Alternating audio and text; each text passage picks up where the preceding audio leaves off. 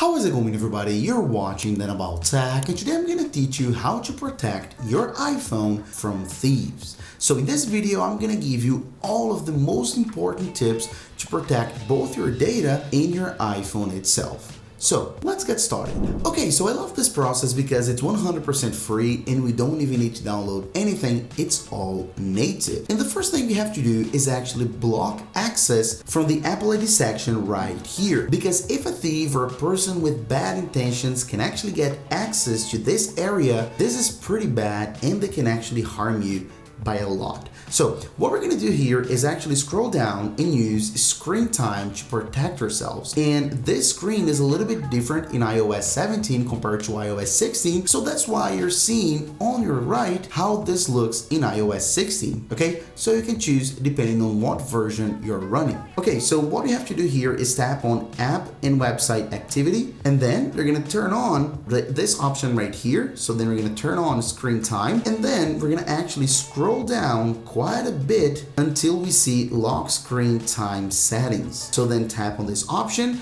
and then we're going to actually need to create a screen time passcode. And that's the only way to do it, because we're going to need to set a separate passcode for our screen time in order to protect our Apple ID section that I just mentioned a few seconds ago. You're going to understand what I mean. So right here, create a 4-digit screen time passcode that's different to your lock screen passcode. This is important, okay guys? I'm going to use 1234 just to make things easy, but don't use a code like that, okay? So confirm it, and then you have the option right here to set a recovery option. So then you can put your Apple ID email and your password, and then you're going to be able to recover your screen time passcode if you forget it.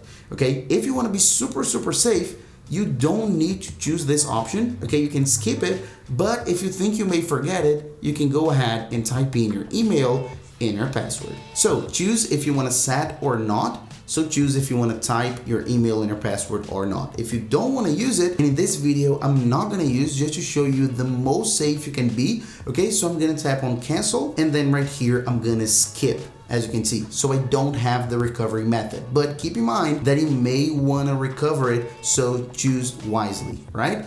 Now, all I have to do here is tap on content and privacy restrictions, and then I'm going to scroll down until I go for account changes. So tap on this option right here, and then you can go ahead and type in the screen time passcode that we have just created. So in my case, 1234, and then I'm gonna tap on don't allow. And then just like that, I can come back all the way from my settings. And as you can see right here, it's grayed out. As you tap on it, you won't have access to my Apple ID information anymore. Please keep in mind that this process may take a few seconds. So as you tap on don't allow and come back, maybe it'll be still touchable for a few seconds, but then it's gonna turn gray, as you can see right here. So then we're protected for the first very important tip on how to protect our iPhone against thieves. Let's go for tip number 2. And this is actually kind of funny because the second tip actually involves this area right here. So that's why I'm coming back to my screen time, and I want to show you this option because it's important that you know how to enable and disable, because naturally you will sometimes need to access that option. Okay,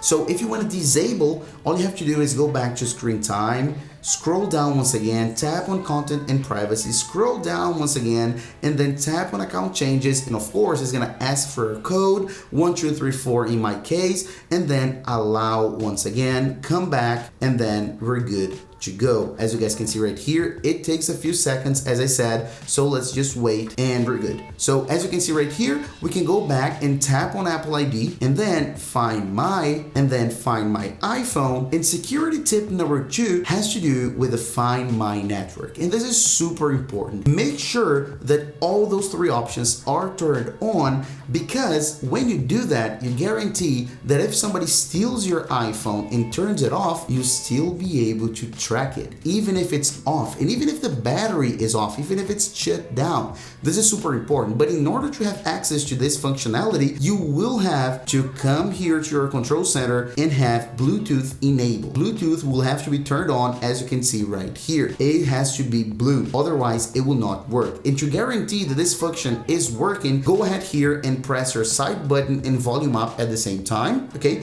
And with this, of course, we're gonna turn off our iPhone, so press and hold both both, and as you can see, iPhone findable after power off. You need to see this little indication right here. If you don't see the indication, there's something wrong. Probably Bluetooth is off. So make sure to enable all the three options and then enable Bluetooth, and then you'll see this option right here. So if somebody steals your iPhone and turns it off, no problem, you'll still be able to find it. So that's tip number 2. And last but not least, let me show you how to actually individually protect, individually lock any app in your iPhone, therefore closing or circle of protection. For that, you're gonna need to use the Shortcuts app. And as you know, Shortcuts is a native Apple application that comes pre-installed on any and all iPhones. If for some reason you don't have the Shortcuts app, it's probably because you have deleted it. No problem, go ahead here, go to the App Store, look for Shortcuts and download it. It's free, it's made by Apple, okay? And then you're gonna need to open up the Shortcuts app. It's probably going to be on this screen. So then go ahead and tap on the middle option where it says automation and then new automation, as you can see. And then you're going to scroll down just a bit until you see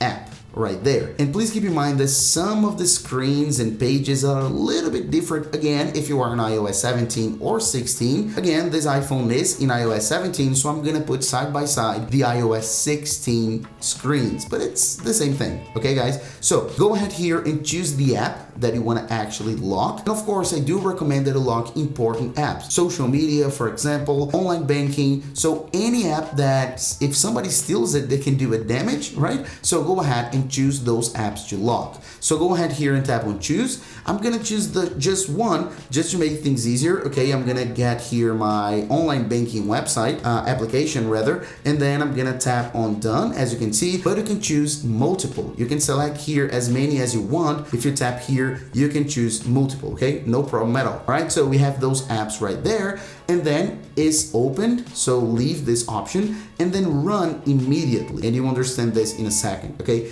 Don't ask before running. This is important as well. And don't notify when running either, so leave it like that. Then you're gonna need to tap on next. And as I said, screens are a little bit different, but no problem. Just follow the correspondent iOS version that you have, okay? In iOS 17, it's gonna be new blank automation, and then add action, and then tap here for search and search for lock. So lock, scroll down just a bit until you see lock screen. Tap on lock screen and then you're done. You can tap on done right here, and then as you can see, it's great, it's ready. It's gonna lock the screen once any of those 4 apps that I chose open. So then let me exit Shortcuts, and remember I chose this one. This is one of the apps. So as I tap on it, instantly it locked. Go to the lock screen and it's locked. It's gonna ask for Face ID or your passcode, but it's locked. They can't access anything else. As soon as they tap on that app in any of the apps that you chose, it's gonna lock your iPhone automatically, and then only you be able to actually unlock it once again. So this is a very good, very nice tip as well, and this closes my circle of protection that I wanted to teach you. Of course, all you have to do later, if it's your own iPhone, is just swipe up normally. It's gonna use Face ID, and then it's gonna actually unlock and come back to the application as if nothing ever happened, okay? So then you can use your iPhone as you would. But of course, a thief wouldn't have that option. Oh, please keep in mind that you can in fact hide